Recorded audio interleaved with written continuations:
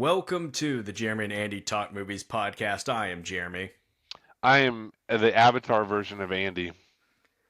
You know what? Whatever version of it is, Andy, it's a handsome version. Nice, thank you. I appreciate it. This week, we are returning to a franchise that we have, honestly, we've much maligned in the past on this We have. podcast, We've Andy. kind of been hard on Avatar on here, haven't we?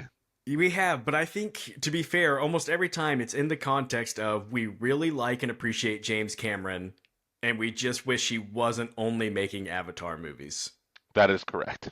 Yeah. So that's really, we never really say terrible things about the Avatar movies other than the fact that they're quickly forgettable and have no interest in us beyond the initial theatrical watch. Yeah. But we've actually said pretty good things about that initial theatrical watch. I think, um, yeah, pretty universally, people will admit these are some of the most groundbreaking, well-made special effects spectacles that we've had. Yeah, it's strange. It's a strange franchise because, like I said, I don't hate the movies necessarily. They just don't connect with me or stick with me in any way. But I've just never had an experience like this where I am kind of in awe of how they look up on the big screen, and then just they just don't have any lasting effects on me. Yeah, I think maybe the most complimentary thing I can say about them is that we've talked about before. Neither one of us are necessarily big 3D guys, Hmm. and generally, given the option, if movies come out and like you can see it in 3D, we'll tend to opt for not 3D.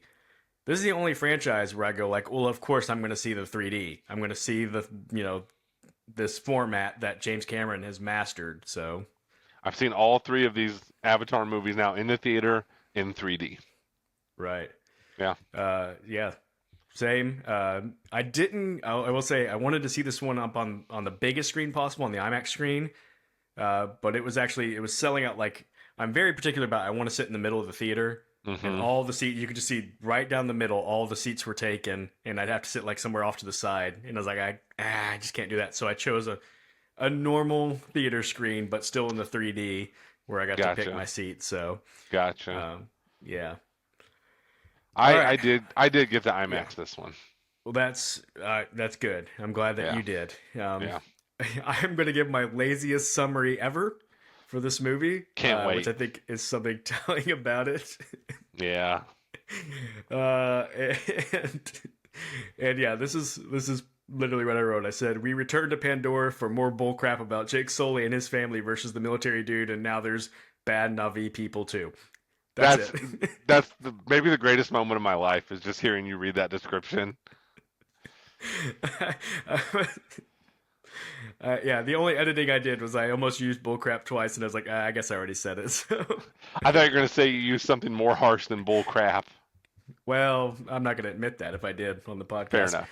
Fair enough. Yeah. So Andy, Yeah. despite us already joking about the plot, was Avatar: Fire and Ash good?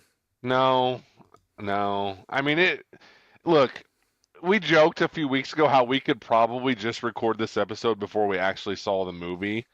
And Yes. honestly, like that's 100% true. I'm maybe more nervous about doing this episode than I've ever been on any movie we've ever done because I have almost nothing to say about this movie. It looks good up on the screen. It looks great up on. So let me say this, because I don't want to just be negative. Despite this being the third movie, I still am kind of in awe of how good this looks up on the screen. I will not take that away from this movie. I will not take that away from James Cameron. It looks incredible.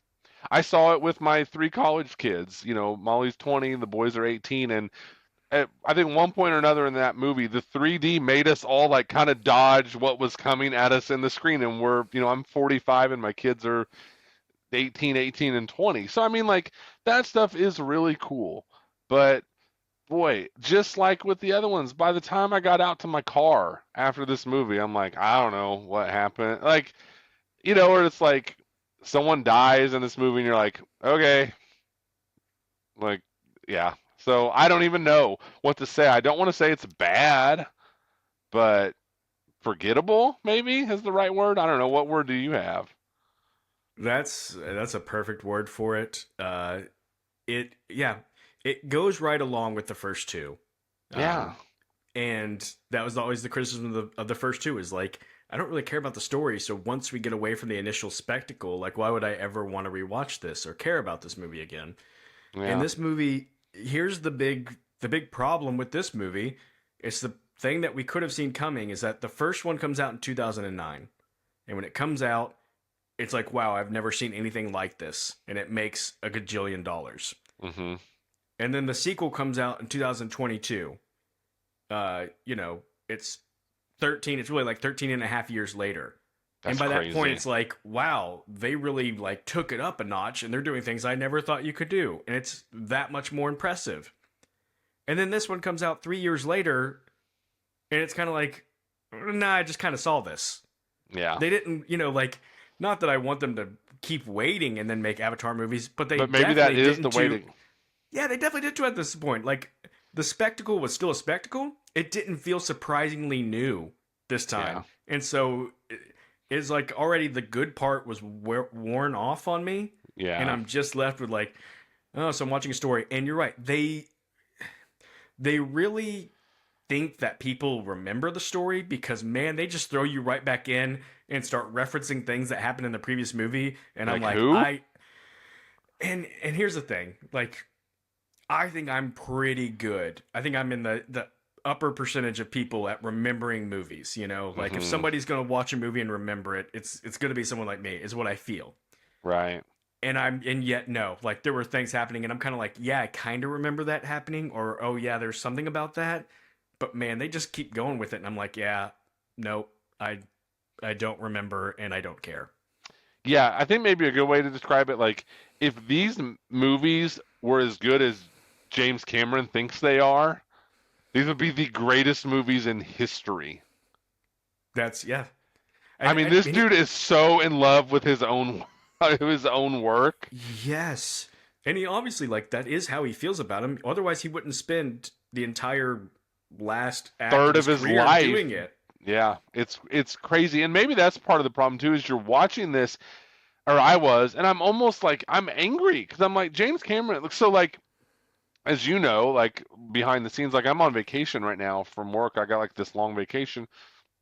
So I've just been consuming a lot of movies. So like kind of accidentally, I didn't plan it this way, but in the last couple of weeks, I watched Terminator 1, Terminator 2, and True Lies all this week. And it's like, man, James Cameron's movies, like they were alive and they had They just such an had magic. energy and they just had magic. And now I mean, it literally feels like we are just forever in this Avatar world. And then, like by especially like you go and watch this new one and it's literally 3 hours and 15 minutes long. It feels like seven movies are going on in the course of this movie. And really, if you do stop and think about it, it's just kind of a mess. Because it's like Jake Sully and then this Colonel who's now an Avatar, like they're still just feuding for what feels like the billionth time, and then they kind of get along for a hot second and they agree to work together. And I think one of the big things too that I was thinking about is like, so this isn't that big of a spoiler, like, so the Colonel, like Stephen Lang, Colonel Quaritch or whatever his name is, so he has a kid, right? And Yeah. like, James Cameron really, and like you watch like Terminator 2, some of his earlier stuff, and we talked about it when we did Terminator 2. Like he finds the heart of the story. Like Terminator 2 ends up being about this, father-son bond really that forms between John Connor and the Terminator. So now you have this spider character thrown into this Avatar world, and I think James Cameron thinks that's kind of the heart of this new movie, and all that stuff just falls so flat to me. Just don't really care at all. Yeah, so that's honestly that's my biggest note of the movie is it's obviously too long. I mean, like Yeah, you see 3 hours and 15 minutes, and you just go for Avatar, like that's too long. that's I don't way even have too to see long. the movie to know that that's too long. Hmm.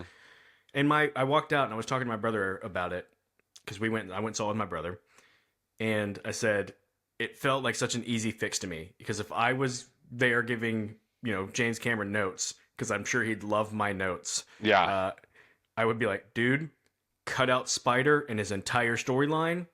There's an hour and 15 minutes of your movie. It's down to 2 hours where it should be. Everything's solved. Everything else falls into place. hmm I've just fixed your movie. One yeah, thing, just like that. And your movie's yeah. instantly 100% better. you're 1,000% correct. Like that cuts out a huge chunk of the movie. It makes the movie cook like the whole thing is supposed to be like with each movie you're kind of expanding the Avatar world. So like in the last one it was the water and stuff, and this one's all about the fire. I mean, and clearly I think by a landslide the most interesting part of this movie is the female like leader of this fire clan of Avatar Yes. people. I mean, that is by far the most interesting part of this movie. And really, like, I don't think she got enough screen time in this movie. Yes, because that's my second note, and it kind of goes along with the spider thing. It's that, and you already said it. It's this Colonel Quaritch. I had to look up his name because I don't Okay. remember any names of this movie. No, me Quaritch and neither. Jake fighting for the third straight long movie in a row, and it's Yes. like I'm over that. The first one he fights him as a human, and the second one he fights him as an avatar. We've done it. You brought in a new, actually interesting villain, and It you was an just couldn't interesting. let her be the villain. You had to make this other guy still the main thing, and it's like, Cameron, come on, you know better than that. What are we It's doing?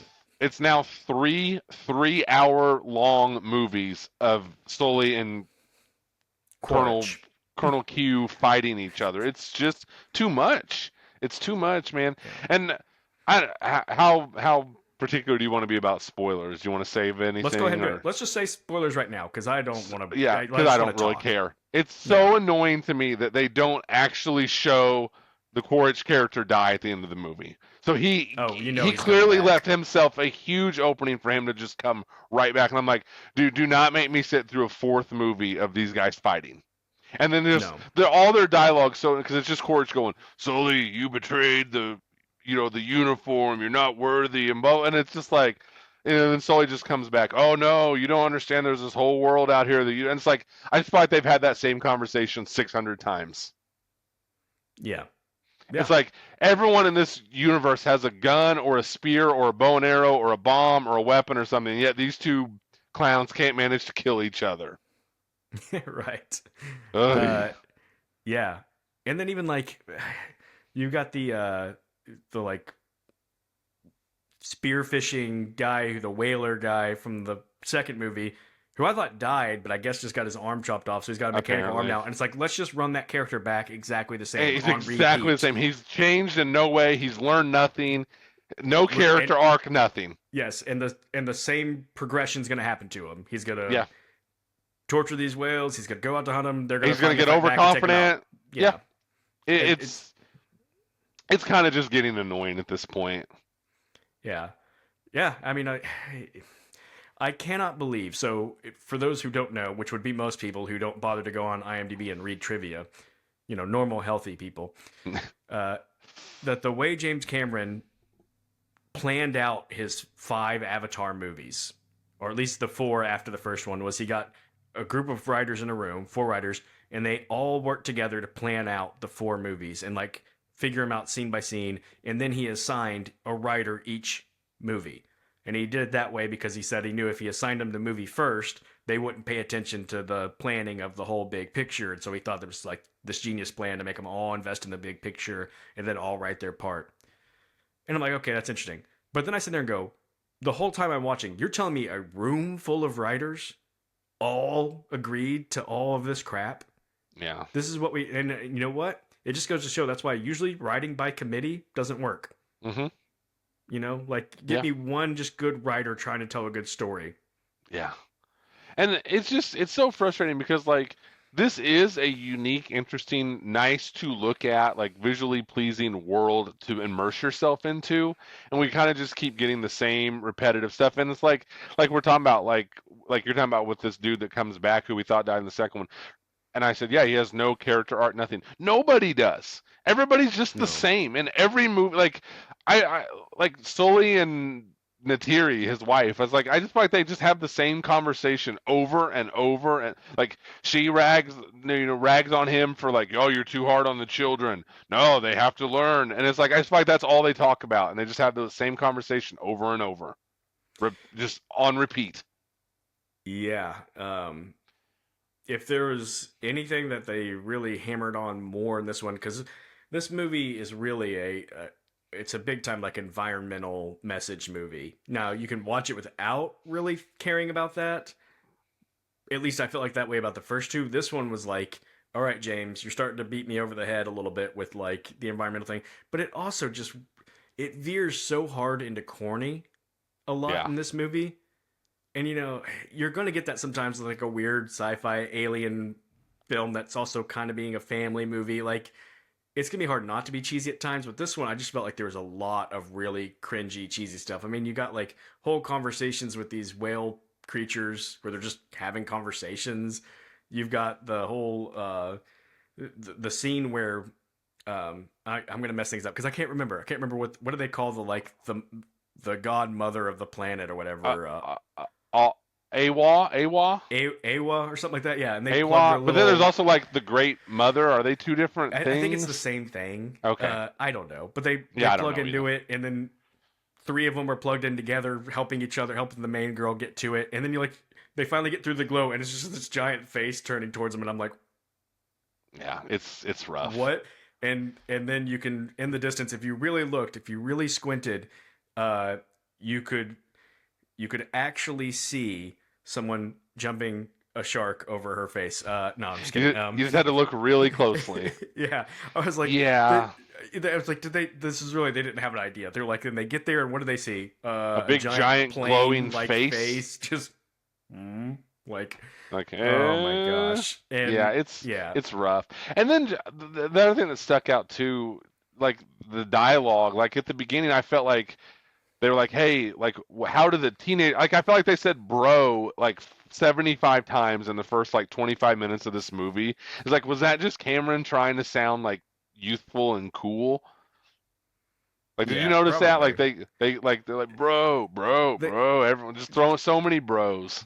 it definitely feels like the people who wrote this movie don't know how real human people talk, let Oh, alone these yeah. alien people. So like at one It's point too, like Spider, the Spider character, he's like, oh, he's terrible as yeah, dialogue wise. I feel bad for the dialogue. actor because I'm going to talk about how terrible Spider is, but I really just mean the character. It's so bad. At one point, like I think when he's trying to rescue Sully when he's like in prison for a little bit, and he calls all the bad guys buttholes.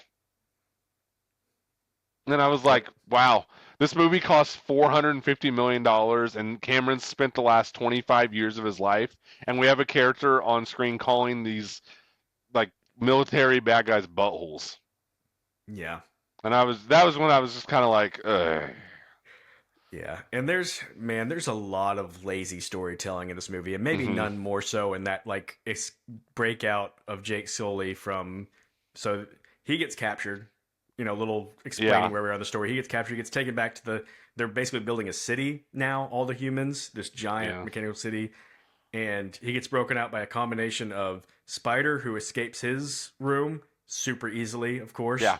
He just Uh, has to unscrew a vent. yeah, Like, hey, just one put Spider in one thing. this secure room where there's an easily accessible vent he can crawl through, Yeah, and nobody notices until they need yeah. him to notice No, in the plot. nobody's watching this super important asset they have. Yeah, Yeah, so a combination of him, a combination of the marine biologist guy played by Jermaine Clement. Um, dude, sure, that's so lazy. This guy just shows up out of nowhere, right? Was he in the other movies? he was in the last movie. Yeah, Didn't even. but I legitimately did not remember that. He I just mean, I shows remember up. just because it's Jermaine Clement, and he stands out to me I as, hey, it's Jermaine Clement. You're better than I am because I didn't remember that. Yeah, he just shows up and he all of a sudden decides he's going to be a hero, and then Yeah, when they need him to be gone from the movie, he just like wanders off and he's just gone from the movie. for sure. Yeah, And then Natiri shows up with her little flying. Well, I don't even know what the things are called. They fly I on don't the either. little No flying idea. bird dragon things. No idea.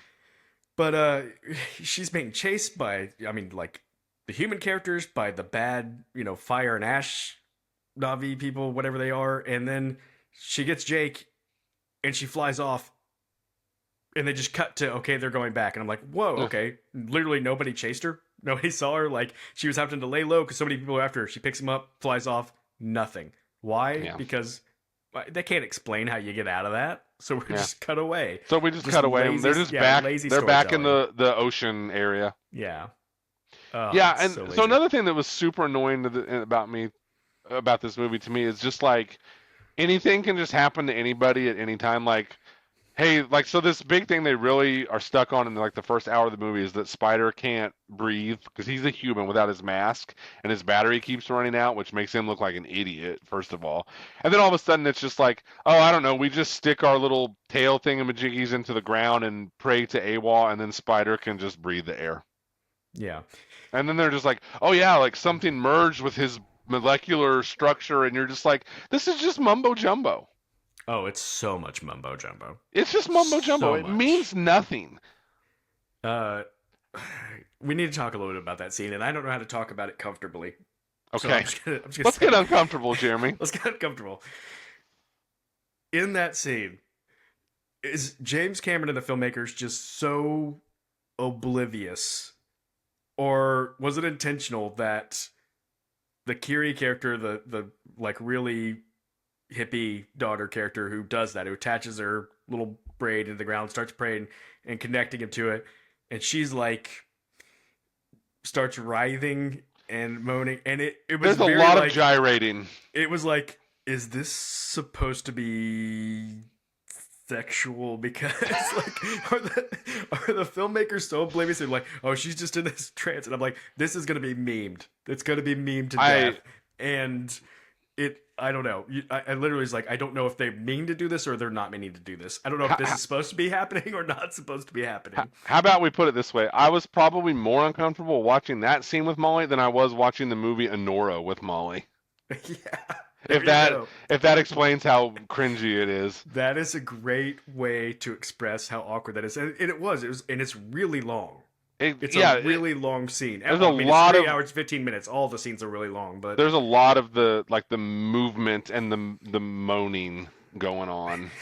Yeah, yeah, it's not it's good. weird. And just this whole Spider character, like you said, this movie would be so much better without him. And I don't mean any disrespect at all to the actor. I think he does fine with what he has to do. He's in Scream 6. I really like him in that movie. Um, Yeah, but it's just like just the whole his whole look, like he's literally like basically like in a loincloth. I'm like, it, you're living in like this ultra advanced future and you just have a loincloth on the whole movie.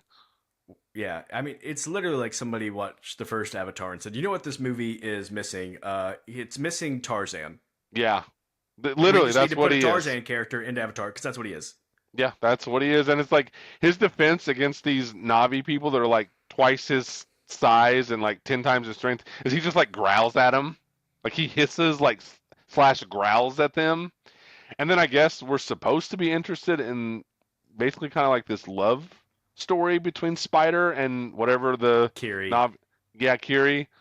Number one, it's weird. It just visually looks Hmm. weird. Like she gives him a smooch at one point in this movie, and you're just like, ah, didn't care for that very much. Um, and it just visually doesn't like it's just weird. Like it just looks weird up on screen, and I don't care about it at all. It's like I said, going back to the whole thing, it's like Cameron just thinks we are all so deeply invested in the lives of all these characters, and we're just not. Like, We are not. I kid you not, I'm like you. Like I feel pretty confident in my ability to remember things about movies and characters about movies and stuff. I am not exaggerating when I tell you that besides Jake Sully, Natiri, and the Colonel, who's sometimes I can't even remember how to pronounce his name, Quaritch, I don't know anybody's name in this movie. I only know Spider because they say the word Spider 450,000 times in this movie. That's true. Yeah, Yeah. I like mean, everything involving him just falls really flat. just as a case in point, this movie you could say is actually really a not even a Jake Sully movie, but his son who feels responsible for the death of his other son, which I guess happened in the second one. Genuinely did not remember that, um, and so it's following him. I cannot tell you that character's name. Yeah, Supposed to be basically the main character of the movie. I don't know it. yeah, same. Same. Yeah, Don't either. Don't know the name of his brother who died in the second movie. Don't know. yeah, yeah. Yeah, So we've said a lot of negative things because we there are a lot have. of negative We've been things to very say. negative. But I do want to go back to our positive because here's what I would Let's be say. positive. I said it. Cut out the spider stuff. You've lost an hour and 15 minutes of the movie, and then the movie I think is good because, as we said, I do think the interesting thing in this movie was saying, all right, James Cameron made the point. He said, in the first two movies, I've shown you like it's been the Navi people versus the human people, and it's like the Navi people good, human people bad, and he wanted to show like there's all types on both sides, and there can be these bad version of the Navi people, these Hmm. fire and ash people who are the. Yeah. And I'm like, that's interesting. We're doing something new. The you said it first. The leader of that group, the girl leader, whose name is Varang, I think, Yeah. and I'm Cool. only saying I think because I'm reading it and I don't know if that's how Sure. it's pronounced. Uh, by far the most interesting thing to watch on screen was her, Yeah. She just and looks cool and she BA looks and cool. Yeah, she's kind of crazy, but also like you can tell, yeah, she's powerful. Like, yeah. yeah, it just was fun to watch. And I'm like, if we focused on that conflict, her versus them, and I think she had it like, so we said it. A big part of the story is like the whole AWOD having faith in something and that sort of thing. And Barang, the villain, is like AWOD. It does, either doesn't real or doesn't care because our whole village was burned up and Yeah. she Like didn't she's answer just bitter. respond. Yeah. Yeah, and I'm like, okay, so you've got all this great contrast there to play with, And we don't and they explore any of it. basically just didn't because they were so focused on Spider and Quaritch and Jake and that Yeah. I'm his real dad, I'm his stepdad, battle going on there. It Yeah. was really disappointing. It was really disappointing.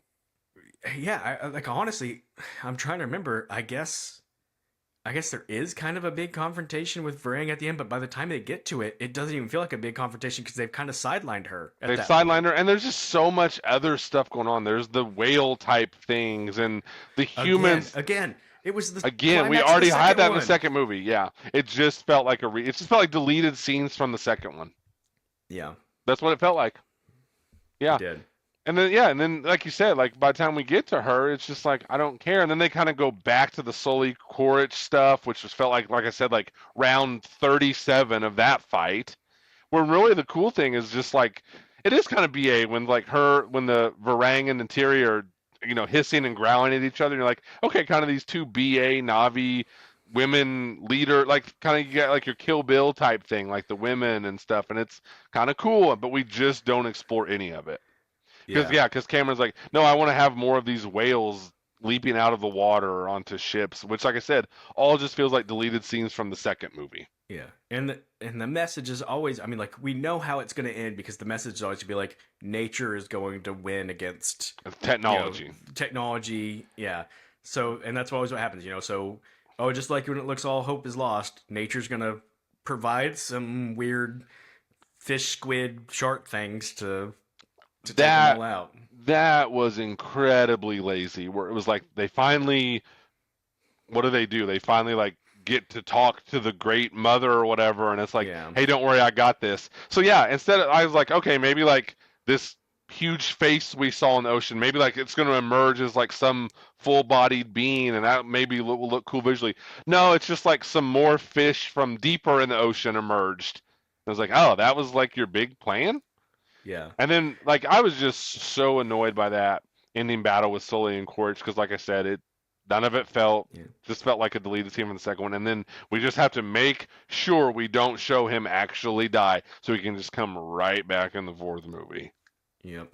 And And Varang, then we don't see nothing. Varang or whatever her name is yeah, she doesn't just like die runs either. off, right? I She think just I so too. think because I Kiri like attaches her yes, braid to her yep. and like overpowers her and And like then kind of she's freaks her out. out, so she runs Yeah, she's off. out.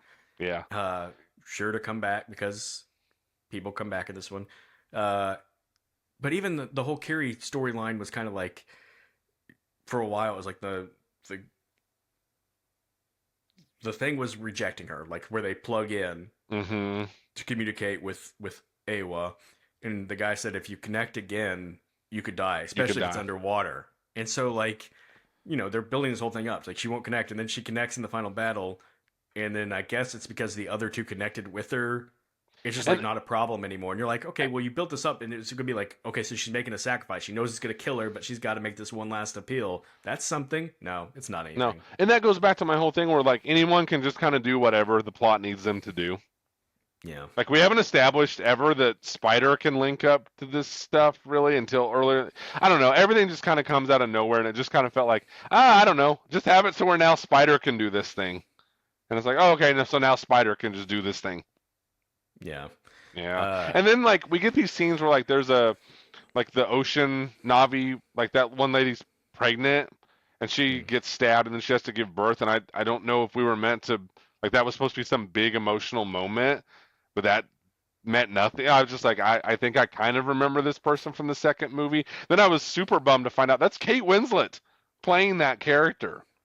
And it's like, why? Yeah. It's like she's like a huge star. Like, why is she slumming it? Just being like this third stringer, like seventh off the bench, Navi ocean person, and I don't know. It just didn't. None of it meant anything.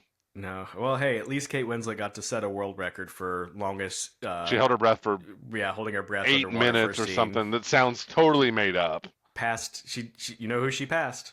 Cruise. Cruise. Yeah, Cruz is Cruise had the furious about record. that. Yeah. In his next movie, no matter what the movie's about, there'll be a scene where he has to be underwater Yeah. just so he can For beat that sure. record. Yeah. Um, And I guess we were trying to be positive and we just went right back to being negative. But yes, the right. Varang character is cool. Kudos to the actress, like that Yeah. had to play her. She did it So cool. yeah, I wanted to say it was Una Chaplin who Hmm. played her. You could have given me a million guesses who's playing this person and told me I've seen them in something, and I would have never gotten to this. Of course, the one thing I've seen her in is she was in Game of Thrones. Hmm. She plays a character that marries um, the Stark boy. She's the bride at the red wedding, the famous red Yeah. wedding scene where everybody gets murdered. She's the Yeah. bride at that. And anyways, yeah, I just never would have guessed it, but Yeah. she did a great job, and it's a totally different thing than she was in Game of Thrones. In Game of Thrones, she's supposed to be like the sort of sweet, you know, lovable person. In this one, she's a little crazy, and Yeah. Really, but really yeah, great job by her. great. Because I do want to say some positive things. And again, I just want to circle back to this movie does look great up on the big screen. Yeah. I think the what it really comes down to is it makes me wonder this. Obviously, James Cameron still has his touch as a like groundbreaking effects filmmaker. Hmm. But has he just lost his touch as a storyteller? Because I think if I had to pinpoint a strength of his early in his career, it's that he really understood simplicity and streamlining things. Hmm. Like he got the elevator pitch of like this movie can be summed up in 2 sentences and you know exactly what it is. Hmm. I would defy him to explain this movie in 2 sentences. Hmm. You would need, 2 pages to explain this movie. And it's Hmm. like, James, what happened, man? You used to be so good. You used to be the master of like going, Alien sequel. What do we need? More aliens. More Boom. aliens, more guns. there's our idea, Yeah. And it's like, yeah, I think it's two things. I think number one, it's like I said, he just has fallen so in love with his own ideas. Like as my kids would say, he is just lost in the sauce. Like he's so deep into this world now that he can't see the forest through the trees type of thing, and he just is so in love with this idea and this world. And I think he's kind of on an island on into his own as far as just like to what level he loves it. I mean, obviously people do respond to these movies. They all, they've made a trillion dollars, but like he's just more in love with him than anybody else is. And it's like you said, like he forgot, like the groundbreaking effects and stuff obviously is like a staple of Terminator 2 and even Terminator 1 for what they had at the time, but he still had some human story and some heart in those movies. Like I think more so than people even realize. Like having rewatched Mhm. both the first two Terminator movies this last couple weeks, there's so much like heart and human connection and stuff going on in the midst of all this groundbreaking stuff. And now he's just so in love with doing the groundbreaking stuff. He's kind of left the heart out of it, or I guess he hasn't. Just it's just not working like he thinks it's working. Yeah. I mean, we say this all the time that that people with lower budgets make much more creative movies. Hmm. And obviously there's a lot of creativity going on in this, but this is obviously a movie with like no limitations. Hmm. This is an example like James Cameron can make whatever the heck he wants, and that's kind of what he's showing off. Like I can dream up this crazy world and I can show it to you exactly as I see it. And Yeah. it's impressive, but I mean you hear him telling stories about the Terminator where they're driving around just basically shooting guerrilla style going, can we use this Oh yeah. location? And the lighting director's gonna have to go looking around going like, what am I gonna light this with? There's no natural light here.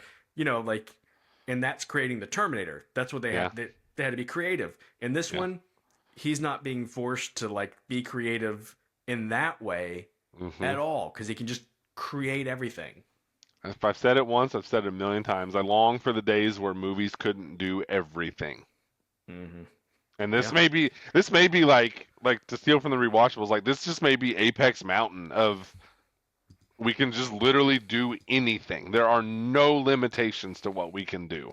So Yeah. then I don't know if that just lends itself to, we'll just leave behind interesting storytelling and writing and just do more, bigger, more grand, more effects. Now the military guys have these boats that look like crabs, and then they, like it's just more, more, more, more, more. Mm. Yeah. Yeah, That's exactly what it is. it's a bummer. Well, Andy, I'll say this. Seems like critics are agreeing with us, Hmm. not necessarily maybe so much audiences. So, as I typically do when it's a franchise, I looked at the critics and audience scores of all three movies. And so I'm actually Hmm. going to start with the first one. The first Avatar comes out, like I said, 2009. Critics give it an 81, audiences give it an 82. Hmm. I think that is fascinating to look back on. Hmm. But I totally get it. I get why the critics would have thought that because there was a lot of even from the beginning people being like, I mean, it's not that great of a story. It's basically, uh, you know, dances with wolves, but with space blue Hmm. people. Um, and then the second one comes out. Critics give it a 76, so it drops a little, but audience jumps up to 92, which kind of supports like a theory I have that basically like we bash how Hollywood really banks on name recognition way too much. It Hmm. works though. Yeah. Is Avatar 2 actually a better movie than Avatar 1? I mean, I don't know. I don't care. But I think because people had a connection and they went in with an expectation, they automatically enjoyed it more. Hmm. You know what I mean? I think that's why the 10% bump from the first one to the second one. Sure. Now this one comes out. 68% from critics. So from first to second, it drops 5%. From second to third, it drops 8%. Audience still 91%, which blows my mind. Me too.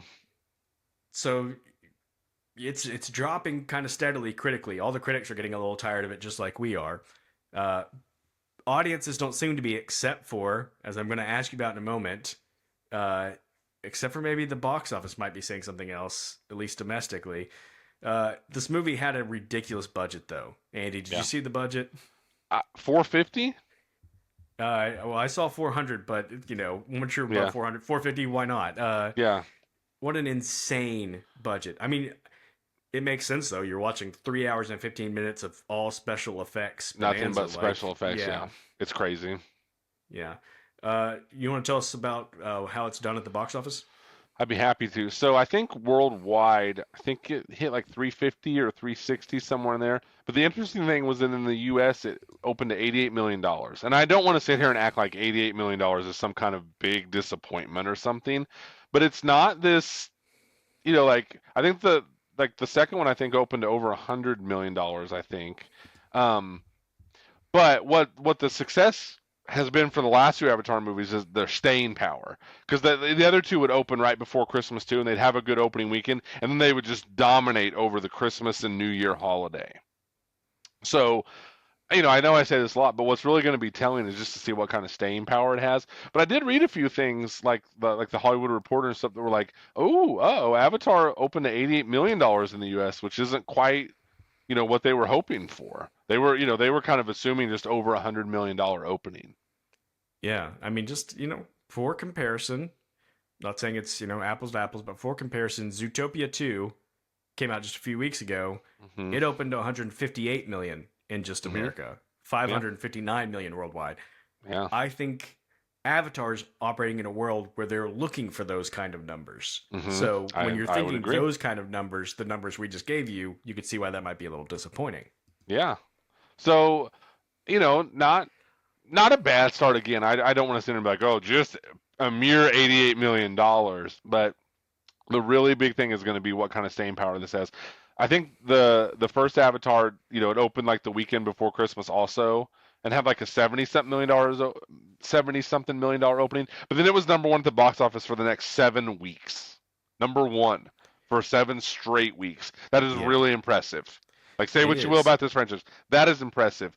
I don't know that this movie is going to do something like that. I think Way of Water No. did like 5 or 6 weeks at number one. I just don't think this movie's going to do that. Or, Well, or if it yeah. does, it's not going to be strong of numbers. I think it's just going to be more from a lack of like any kind of blockbuster competition. Yeah. I mean, the first one just had such word of mouth of people going to see it and Yeah, being like, dude, you've never seen anything like this. You got to and it go was see this in true. theaters because it is true. Yeah. Yeah, And the second one was kind of similar. It's kind of like, wow, like we've kind of forgotten, how impressive this I, is. And it's gotten so much better. But this goes back to what I said at the beginning. It hasn't been long enough that I don't yes. think anybody's like, you haven't seen this. It's kind of like, man, we Like, just saw yeah, this a few years ago. I just saw it. Now I can just turn on Way of Water on Disney Plus on my, 65-inch ultra high definition TV. And I think like you said, like that's such that long distance between one and two. By the time two came out, there were probably brand new fans that were too little to see Avatar or not even born when Avatar came out. Who Yeah. would go see Way of Water? And like you said, now you don't have that. It's only been 3 years, and I don't know, man. I think the bottom line is James Cameron's just way too in love with this universe. I really I do. know. To simplify things. I don't want to say I don't, we don't ever want movies to fail, but we talk about sometimes maybe a movie failing would be the best thing for the Hmm. long term. It'd be so wonderful if James Cameron said, you know what? It's I, been a I good feel run of I, Avatars. it Yeah, maybe we has. don't need to make the last two. Yeah, yeah. But And I've unfortunately, I've I kind think of he's seen going. some conflicting reports. I've seen some places that make it sound like they've kind of were like filming four along with three.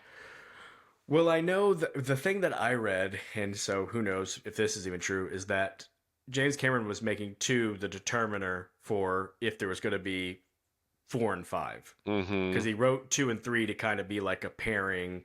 Yeah. And he said if two doesn't do well at the box office, we'll finish it up with three and then forget about four and five. But two did great. And so Yeah. he's like, okay, we got to finish three. And that green lights four and five for us is basically Okay. what happened. All right. Yeah. Well, okay. Yeah. Yep. And the other thing is four and five are going to happen just like two and three did. It's just going to be like 3 years and then we'll get four and then 3 more years and we'll get five or something like that. I mean, I would like to think by the time if we get to five, surely there's going to be Avatar fatigue. Like we talk Oh, for about sure. superhero fatigue all the time. Like surely there's going to be Avatar fatigue. Absolutely. Because Uh, and the yeah. thing is, like, they're not gonna scale these movies back. They're like, okay, Mm-mm. we heard you loud and clear. So for five, we cut way down on the budget and the spectacle. I mean, it's probably gonna be the opposite, where they just keep trying to ramp it up even more. Yeah. Yeah. Hey. Um, yeah, it's too bad. I am going to be curious about the box office next week because next week is a big box office test for our theory about our guy Chalamet. We've Yeah. said we think Chalamet is one of the last guys who can open a movie just on his name. Hmm. But we kind of went through the exercise and was like, you know, his last several movies, you could point to something else and maybe credit that, Hmm. but we still think it's Chalamet. We're like, yeah, he was in the Bob Dylan biopic, and Bob Dylan's a known entity, but we think it's more Chalamet. He was in the Wonka movie. Yeah, it's Wonka, but we think it's Chalamet. Well, with this one, Marty Supreme, It's there's Chalamet. nobody knows Marty who this character is, even though it's based on a real person. It's No idea. just it's just Chalamet. And Yeah. so, like, if it opens well, it'll be like we knew it. Just Chalamet is enough to open a Hmm. movie, but also because it's finally going to be a movie following Avatar that can dethrone Avatar in just Hmm. week two. And I'm telling you, I think you get the holidays and the kids are out of school. I think Zootopia 2 is going to stay strong. I mean, it's Mm, already made over $1 billion worldwide, but I think it's going to stay strong. So I don't know. I don't want to say like I'm like you. Like I'm not rooting against Avatar per se, as far as box office, but maybe that would be the sign for them to just be like, you know what? Like you said, we had a good run. Let's just sail off into the sunset. So I'm gonna be watching the over the Christmas box office really closely. And another X factor that this Avatar has to deal with that the other one certainly didn't is they're playing the Stranger Things finale in theaters on New mm, Year's Eve. And mm. that is going to draw a crowd, I'm telling you. And that's just like I said, that's that kind of X factor that nobody could have seen coming. That Avatar 1 and 2, of course, just didn't have to deal with. So Right. it may not be a smooth, like 5, 6, 7 week just domination of the box office for this one, like it has the last two. Yeah. Yeah, I don't think it will be. I So, don't think so either. but we'll see. We'll keep We'll an eye see. on it. We'll check in Hey, next week. this is what we Andy, knew was going to happen when we did this episode. it is. Yeah, There's one last thing we need to talk about. let's talk. Did you have the Doomsday trailer before your showing of Avatar? Yes. All right. I'm assuming we got the same one. I'm assuming there wasn't different Doomsday trailers, but it was the tease that Steve Rogers will return Mm-hmm. in Doomsday. Yep. Andy, you see that trailer. What are you thinking? I mean, there's definitely a part of me because I have this long history with Marvel that I was like, okay, cool. Like that's kind of cool. And I kind of respect the marketing campaign where they're revealing some pretty big information about the movie, but they're not really showing us anything. And then I liked the cool like countdown that popped up at the end, like the 1 year countdown. I thought that was cool stuff. But there is also that part of me that's like, guys, you already told just a wonderful story with Steve Rogers from Captain America to Avengers Endgame, and you wrapped it up amazingly. Why are we just undoing all that good stuff? Like, hey, we gave Steve Rogers this beautiful, like, well thought out, planned from movie to movie send off, and then it's like, oh, never mind, he's just back now. It's kind of the same thing where it's like, okay, so the MCU has the same problem. It's like they can just do anything. Nothing really means anything anymore because if you're dead, you can come back, or you have a multiverse, counterpart that's now that person. And now Steve Rogers is just back. So I'm not gonna lie and say I wasn't a little excited, but it wasn't 100% excitement. It was excitement met with some skepticism. Yeah, I'm not gonna lie. My immediate thought was, "Wow, the MCU is desperate." They are Like out of ideas. they are going. Oh crap! We like things that this is like. It's such a sign that they feel like things aren't going well. Hmm. That they're going like, we gotta bring back the band. We gotta get Downey Jr. to play Doom. We gotta bring back Chris Chris Evans. Evans because what we've been building since they left has just not been working. I mean, even going back to the Russo brothers, it's like I don't have a problem with any of it. It's just kind of what it all signifies is like we've got to go back to what was working because we don't think anything else has been working. Yeah. It. I mean, I can see how it would feel like a slap in the face to everyone who's been working post Endgame. Like whether it's worked or not, they've taken a lot of time to build Anthony Mackie up as the new Captain America, and now it's just kind of like, never mind, old Captain America's back. Yeah, So I don't know, man. Like I said, I won't lie and say there wasn't a part of me that was like, oh, cool, that's cool, but it's probably ultimately not a great sign. I'm afraid it's going to get to the point where when we're talking about Doomsday and Secret War, which is the Avengers movie that's coming a year after Doomsday, that we're almost going to be talking about them like we are Avatar. yeah, Where it's just like, holy cow, and they can just do anything now, and it's just meaning less and less and less and less. So yeah, yeah. I don't know. I don't know, man. It's weird times. I I will die on the hill that they probably should have just stopped after Avengers Endgame. I think I always thought that you were right, and I think it's just becoming more and more apparent that you were. Yeah. On the flip side of that, we did see like that like long prologue for the Odyssey. Did you? I did not see that. Okay. It was pretty cool. I'm not gonna lie. And we've praised Nolan a lot on this podcast over the last couple of years, and that's his next big thing with a crazy stacked cast. So pretty pumped for that. Yeah, I'm sure we will have things to say about that on a not too far away episode, Andy. Yeah, Because at the beginning of every year we do a most anticipated movies of the year episode, we and I'm will. sure that the Odyssey will come up It's not a in that big particular spoiler to say episode. that'll be coming up in conversation. Yeah. Well, something else that's coming up, Andy, to be excited about is us doing some live in person podcasts coming up. I think Yeah, our episode next Sunday on Marty Supreme will be live and in person. that's So amazing. we'll be able to do that one together. We'll be able to do our end of the year favorites of the year episode, our most Yeah. anticipated the next year episode. We'll get some episodes in while we're together. Heck yeah, try and maybe squeeze in a Zootopia 2 episode. There you go. Yeah. I'm excited Uh, about that. I'll be excited to be face to face with you again. Me too, Andy. It's Yeah, been too and long. always excited to do our year-end episode. I know. I've already been making my notes, and I've got Me too many too. notes. It's gonna be hard to I've got whittle this down. I've kind of got a rough draft, Got to do my final copy, as they would say back in our old paper writing days. But got Yeah. some ideas, got my list. It's starting to take form. It's starting to shape up. Good. Good. Good. Good. Yeah, All right, Eddie. Well, you said at the beginning of the episode you were worried that you weren't gonna have anything to say, and we talked for a long time. we're at the 50-minute mark, so we did it. We made a full episode for sure. We are to podcasting what James Cameron is to Avatar movies. That's exactly right. Yeah, We are in love with our own ideas. we are. We just want to keep hearing our own voices. That's right. All right. Well, we thank everybody for joining us for this long conversation.